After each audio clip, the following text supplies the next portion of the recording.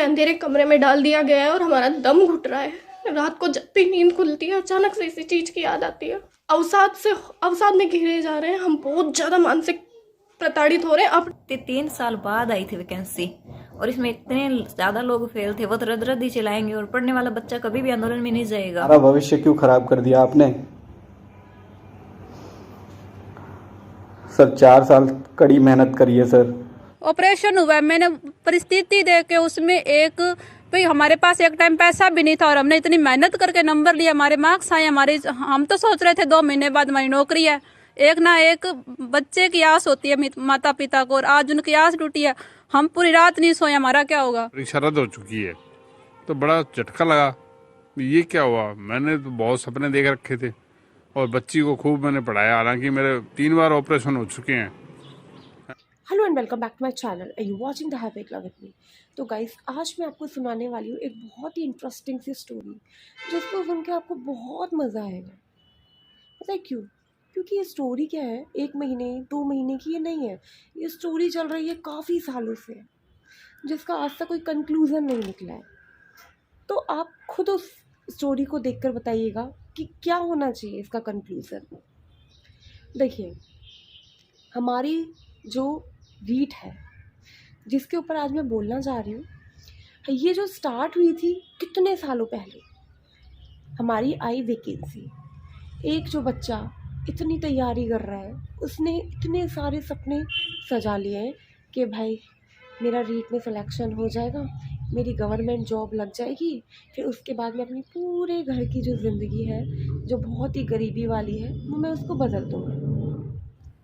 फिर एक दिन आती है रीट की डेट, बच्चा इतनी मेहनत कर रहा है, लाइब्रेरी ज्वाइन कर रखी है, अपनी जो जहाँ पे वो रहता है उसको छोड़ के एक बड़ी सी सिटी में चला गया कि पढ़ाई करेगा, सपने पूरे करेगा। फिर एक दिन आ जाती है रीट, लेकिन उस दिन क्या पता चलता है कि भाई रीट पोस्टपोन हो गई। कोई बात नहीं मम्मी, 6 महीने का टाइम और दे दो, उसके बाद मैं पक्का घर पे आ जाऊँगा। मैं पूरा, मेरे को विश्वास है कि इतना मैंने तैयारी कर ली, मैं नंबर ले आऊँगा। और फिर 6 महीने बीते, फिर खबर आई कि रीट पोस्टपोन्ड। मम्मी प्लीज़, मैंने बहुत मेहनत करी है, 1 साल मेहनत करी है, प्लीज़ 6 महीने और दे दो। 6, अब उसमें बाद तो मैं बिल्कुल टॉप कर जाऊँगा, इतनी मेहनत करूँगा, इतनी मेहनत करूँगा कि मैं रैंक ले आऊँगा। क्योंकि सिलेबस बिल्कुल चेंज नहीं हुआ है मम्मी, सेम वही सिलेबस है 1 साल पहले का। अब तो 1.5 साल हो जाएगा रीट होने में, मैं पक्का मैं कर पाऊँगा, प्लीज़ दे दो। ठीक है बेटा, पढ़ लो, हमें तुझ पे पूरा भरोसा है। फिर उसके बाद रीट की डेट आई, फिर एग्ज़ाम पोस्टपोन्ड, फिर अगेन पेपर पोस्टपोन्ड, 5 बार पेपर पोस्टपोन्ड हुआ है। और वो बेचारा बच्चा, मम्मी प्लीज़ थोड़ा सा टाइम और दे दो, मैं मेहनत करके मैं नंबर लगा के आऊँगा।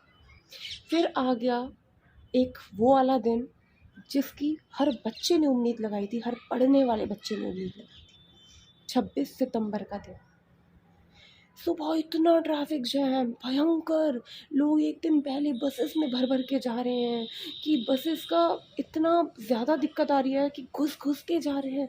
आज हमारा सपना पूरा होगा। क्यों?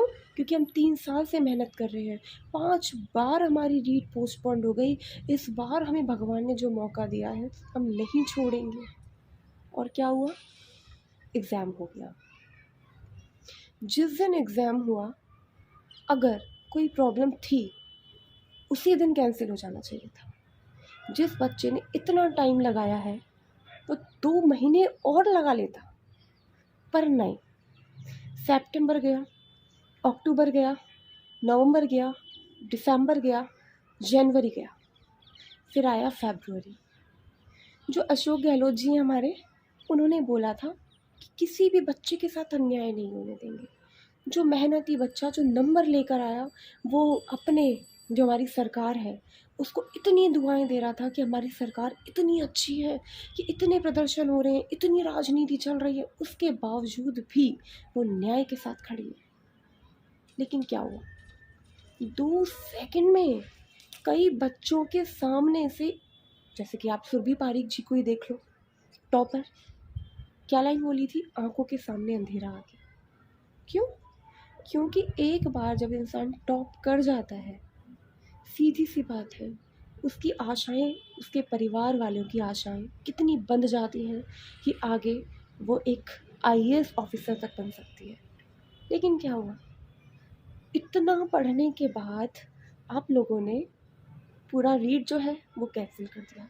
चलो, दूसरी बात, अन्याय नहीं होने देंगे। अगर अन्याय नहीं होने देंगे तो फिर ये चीज़ क्या है? एक लड़की इतने हाईएस्ट मार्क्स लाने के बाद में क्यों रो रही है? देखिए, दिखाती हूँ मैं आपको। हम इतने सालों से लगे हुए थे, मेहनत कर रहे थे, उसका फल हमें ये मिलेगा क्या? केवल 300 बच्चों के लिए, मात्र 300 बच्चों के लिए लाखों की बलि चढ़ा दी। जी मैम, मैं समस्या समझ सकती हूँ। आप जिस परेशानी में हैं वो मैं जान सकती हूँ, लेकिन मैम मैं आपसे माफ़ी चाहूँगी। इस विषय में आपको ज़रूर सहायता की जाएगी। मैम, अगर हो सके तो ये बात भी हमारी पहुंचा देना सीएम साहब तक। हम बहुत परेशान है, इस तरह से हम बहुत मानसिक प्रताड़ित हो रहे हैं, बहुत ज्यादा। हमने बहुत कुछ झेला है, ऐसा नहीं कर सकते हो। जी मैम, आप एक परीक्षा के पीछे एक स्टूडेंट सब कुछ हार जाता है। जी मैम, मैं आपको बताना चाहूँगी। देख ली रिकॉर्डिंग? थोड़ा भी दिल पसीजा इसके रोने को देखकर, इसके आंसुओं को देखकर? नहीं पसीजा ना? चलो ठीक है, दूसरी एक और रिकॉर्डिंग दिखाती हूँ। ये देखिए, इस लड़की के सवालों का जवाब दीजिए। है आपके पास? नहीं होगा। सीएम साहब ने बोला था कि किसी भी बच्चे के साथ अन्याय नहीं होने दिया जाएगा, लेकिन यहाँ पे तो पढ़ने वाले और मेहनती बच्चों के साथ अन्याय ही अन्याय हुआ है। अन्याय क्या हुआ है? 7 लाख पास हुए सेकंड लेवल में, उसमें से सिर्फ 2 लाख ने फार्म भराया है। मतलब 5 लाख है जिनको तो उम्मीद भी नहीं थी भी हाँ हमारा सिलेक्शन होगा, वो 5 लाख रद्द करवा रहे थे। और ये सारे मीडिया वाले और विपक्ष सारा उनके साथ आ गया। लेकिन पढ़ने वालों की तरफ किसने सोचा? किसने ध्यान दिया? किसी ने ध्यान नहीं दिया। अब मीडिया क्या दिखा रही है? कुछ भी नहीं दिखा रही। जिन्होंने मेहनत की थी उनको भी तो दिखाओ ना, उनको कौन दिखाएगा? और मीणा जी का मैं बहुत आदर करती थी, बहुत सम्मान था उनके प्रति, लेकिन अब इन्होंने बताया है जो आंकड़ा 1,23,000, उनका सबूत दे भी हाँ इनके बच्चों के है। और अगर फर्स्ट लेवल में 78,000 बच्चों के अगर ना निकलते, 140 प्लस ना होते हैं, फिर मीणा जी वो सेकंड लेवल भी बहाल करवाएंगे क्या? हमारे साथ आएंगे क्या? गरीबों के साथ, मेहनती बच्चों के साथ? कोई नहीं आएगा, मुझे पता है। और मीडिया वाले जब रद्द चिल्ला रहे थे तभी तो सारे आ गए थे भी हाँ रद्द करो रद्द करो। आपने ये गरीबों का क्यों नहीं सोचा? आपने ये क्यों नहीं बोला भी जिन्होंने मेहनत की है उनके साथ तो न्याय हो? और ये भी बोल सकते थे भी जांच किसी से भी करवा लो, लेकिन जो मेहनती है उनको न्याय मिलना चाहिए। एसओजी सीबीआई जिस मर्जी से जांच करवाते, एक एक बच्चे को पकड़कर बाहर निकालते, लेकिन ये रद्द करवा के रद्द सारी रद्द का बोल रहे थे। ये क्यों नहीं बोला किसी ने भी हाँ जो पढ़ने वाले हैं उनके साथ न्याय हो, एक एक बच्चे को बाहर निकाला जाए और जो पढ़ने वाले हैं उनको जॉब दी जाए। इस 300-500 की वजह से इन 16,000 के साथ अन्याय क्यों हुआ? ये पढ़ने वाले लगते ना, कोई भी रोजगार कितने 3 साल बाद आई थी वैकेंसी और इसमें इतने ज़्यादा लोग फेल थे, वो तो रद्द ही चलाएंगे और पढ़ने वाला बच्चा कभी भी आंदोलन में नहीं जाएगा। और आपने उनके कहने पे फेलियर की वजह से आपने मेहनती बच्चों के जो जिंदगी खराब की है उनको वापस 3 साल उनके वापस दे दोगे क्या? आप नहीं दे पाओगे। और अब कौन बोल रहा है हमारी तरफ? हमारी तरफ भी आओ ना, जो मेहनती है उनकी तरफ भी आओ, उनको भी दिखाओ। रद्द की तरफ तो सब दिखा रहे थे, अब भी दिखाओ ना। जिनके नंबर बने 135 प्लस 130 प्लस उनका भी इंटरव्यू लो ना अब। क्योंकि 2 मिनट नहीं लगाए आपने रीड रद्द करने में। एक बच्चा आपसे इतनी आशाएं कर रहा था कि हमारी सरकार इतनी अच्छी है कि रीड को रद्द नहीं करेगी, क्योंकि उन्होंने विश्वास दिलाया है आपके अंदर, आपकी सरकार पे, कि ये हमारे साथ अन्याय नहीं होने देगी। लेकिन आपने क्या किया? रीड रद्द कर दी। आज खबरें आ रही हैं टॉपर्स उत्तरा आंदोलन में। सुनने में कितना अजीब लग रहा है। आज तक देखा है लाइफ में कोई टॉपर पढ़ने वाला बच्चा आज वो आंदोलन करने के लिए है? मतलब एक बच्चे को आप क्या बना रहे हो? वो जो बच्चा दिन रात एक करके अपने सपने पूरे करने के लिए घर पे सब कुछ छोड़ छाड़ के घर से बाहर पढ़ाई कर रहा है, लाइब्रेरी ज्वाइन कर रहा है, इतना पैसा खर्च हो रहा है, उसके बाद आज वो आंदोलनकारी बन रहा है। किस लिए? नहीं तो बच्चों की 3 सालों की मेहनत को मिट्टी में मिला दिया। आपने बोला था जांच करवाएंगे, जांच करवा दी। क्या हुआ? जांच करवाने के बाद कुछ नहीं, सीधा रद्द। जब 300 लोगों की आप रिपोर्ट दे रहे हो तो 300 लोगों को बाहर करो ना। इतना अन्याय किस लिए? और अन्याय तो हुआ ही मेहनती बच्चों के साथ है। लीजिए सुनिए एक और रिकॉर्डिंग। नमस्कार साथियों, कल पूरे प्रदेश भर के जितने भी टॉपर्स छात्र थे, जिनके भी अच्छे मार्क्स आए थे, उन्होंने जयपुर हाई कोर्ट में तनवीर अहमद साहब वकील जी के द्वारा एक पिटीशन फाइल किया है। उसमें हमारी मांग है कि सरकार दोषियों को सज़ा दे और मेहनती अभ्यर्थियों को सर नौकरी दे। हमने सर पूरी मेहनत से इस परीक्षा को दिया था, पूरी ईमानदारी के साथ इस परीक्षा को दिया था। हमने ऐसी कौन सी गलती करी है सर? आप भी तो बोलते हैं ना सर कि गलती कीमत मांगती है, तो सर हमने ऐसी कौन सी गलती कर दी जिसकी सज़ा हमें मिल रही है? मुट्ठी भर लोगों के लिए सर हमें क्यों सज़ा सुना दी सर? हमारा भविष्य क्यों ख़राब कर दिया आपने? सर 4 साल कड़ी मेहनत करी है सर, रात दिन एक किया है सर इस दिन के लिए, तब जाके एक उम्मीद की किरण मिली थी सर हमको। और सर आप तो युवा थे ही ना सर? सर आपने हमें 2 एग्ज़ाम दिलवा दिए। लेवल फर्स्ट से तो सर आपने पहले ही बाहर कर दिया था हमको, और सर अब हमारे लेवल से 2 से भी बाहर कर दिया आपने। हमारे सारे इतना अन्याय क्यों सर? बस सर हमें नौकरी दो सर, अब इतनी हिम्मत नहीं बची है सर। कड़ी मेहनत और ईमानदारी से परीक्षा देने के बाद, अच्छे अंक लाने के बाद भी अगर नौकरी नहीं मिले तो सर पढ़ने का क्या मतलब है फिर? सर हम दया की भीख मांगते हैं सर, हमें नौकरी दो प्लीज़। गहलोत जी हमारे साथ अन्याय मत करो। मेरिट कैंडिडेट जिनकी परीक्षा निरस्त की गई है, L2 वालों की, सरकार ने अभी हमारी परीक्षा निरस्त कर दी है। जो हमने सोचा नहीं था, अचानक से हमें धक्का दिया गया, किनारे तक लाके हमें धक्का दे दिया गया, क्योंकि हमसे काउंसलिंग के फॉर्म भराए जा रहे थे, हम डॉक्यूमेंट्स तैयार करवा रहे थे। अब हमारी ये स्थिति हो गई है। अब हमें ये लगता है कि हमें अंधेरे कमरे में डाल दिया गया है और हमारा दम घुट रहा है। रात को जब भी नींद खुलती है अचानक से इसी चीज़ की याद आती है और हमारे रो रो के बुरा हाल हो जाता है, पर हम किसी से नहीं कह सकते, हम किसी को कुछ नहीं बोल सकते। चुपचाप की अब हमें यूँ बोला जाता है कि चुपचाप आगे की पढ़ाई करो। हम अपनी पढ़ाई कर रहे थे 2019 से। मैं तो 2019 से नहीं, मैं 2014 से कर रही थी, और मेरी फर्स्ट रीड में अच्छी नहीं आए, सेकंड में आए थे, बट मैं रह गई थी। तो मुझे लगा मेरी मेहनत में कमी है, तो मैंने इस बार की, अच्छे से की, पूरी दिन रात। 25 तारीख तक का रिकॉर्ड है मेरा लाइब्रेरी में। मैंने पढ़ाई की है। बहुत से बोलते हैं तेरे तो नंबर इसलिए आए हैं क्योंकि तूने पेपर खरीदा होगा। क्योंकि मेहनती वालों के लिए सब यही बोल रहे हैं। हमारी आवाज़ कोई नहीं सुन रहा। इन लोगों की संख्या ज़्यादा थी, फेलियर स्टूडेंट्स, प्लस वो लोग जो नेता, विपक्ष वाले, ये सब लोग उनको तो बस एक इन्होंने घी डालने का काम किया विपक्ष वालों ने कि मुद्दा मिल गया, अपन उठाएं। इन सब के बीच में हम लोग दबते जा रहे थे, हमारी आवाज़ किसी ने नहीं उठाई। पर हम बहुत ज़्यादा अवसाद में घिरे जा रहे हैं। हम बहुत ज़्यादा मानसिक प्रताड़ित हो रहे हैं अपने आप में। हम किसी को कुछ नहीं बोल पा रहे, क्योंकि हम किसी से कुछ बोलते हैं तो कि तेने तो पैसे दिए होंगे, तेरे पैसे नहीं मिल रहे तुझे वापस, इसीलिए तू ये करना चाहता है। हर एक यही बोल रहा है, तो वो डबल पीड़ा होती है, डबल दर्द मिल रहा है हमें। कुछ नहीं हो रहा हमारा।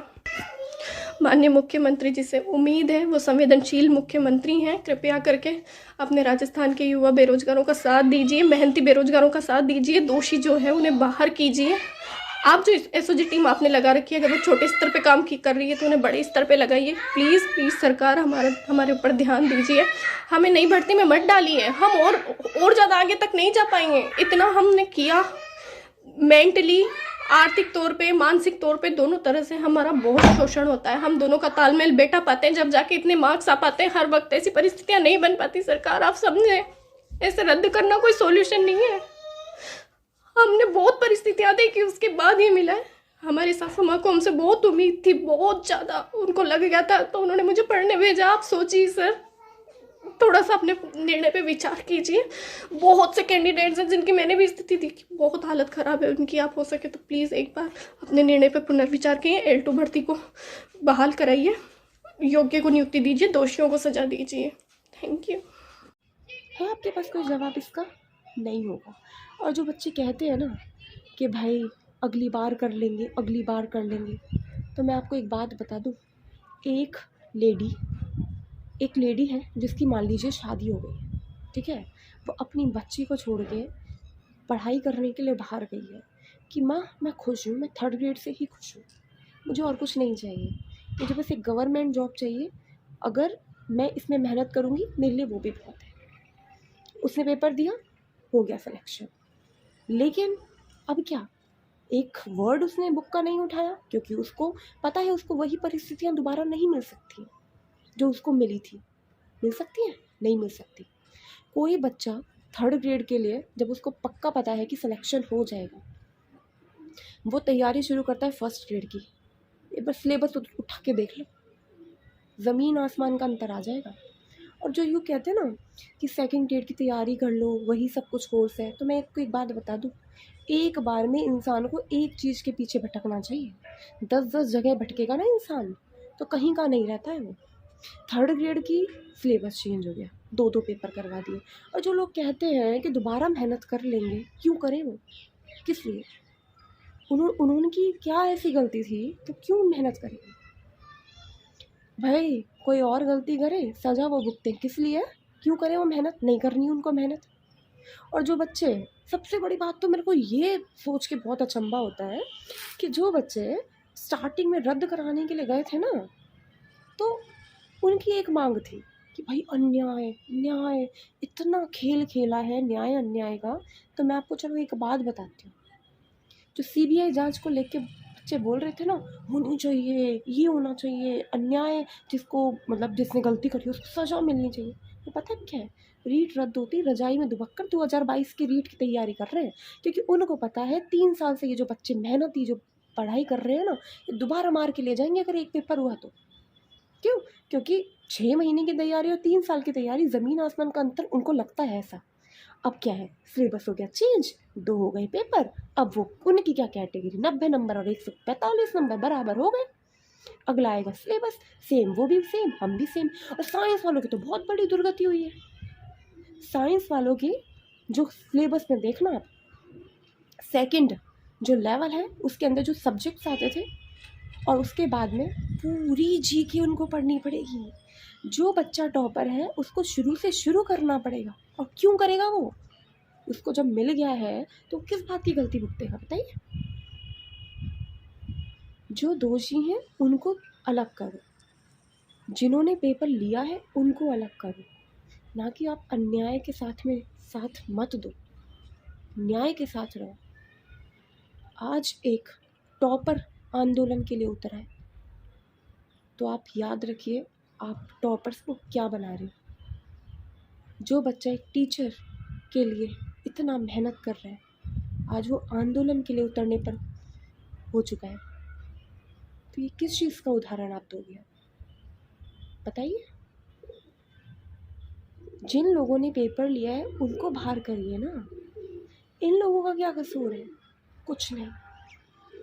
हम लोग पूरे रात दिन एक करके सपने संजो के पढ़ाई करते हैं, उसके बाद हमारा नंबर भी आ जाता है, फिर उसके बाद ये आशाएं लगाते हैं हम लोग कि हम लोग जॉब करेंगे, और लास्ट में 2 सेकंड के अंदर वो चीज़ रद्द हो जाती है। बहुत गलत बात है, बहुत ज़्यादा गलत बात है सर। अगर ये न्याय है ना, तो फिर अन्याय की परिभाषा कहीं नहीं हो सकती, क्योंकि याद रखिए आज न्याय नहीं अन्याय जीता है।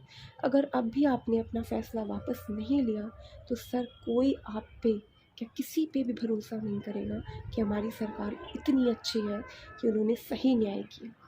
इसलिए प्लीज़ अपना फैसला बदलिए, ये रद्द करने की जो चीज़ है इसे वापस ले लीजिए।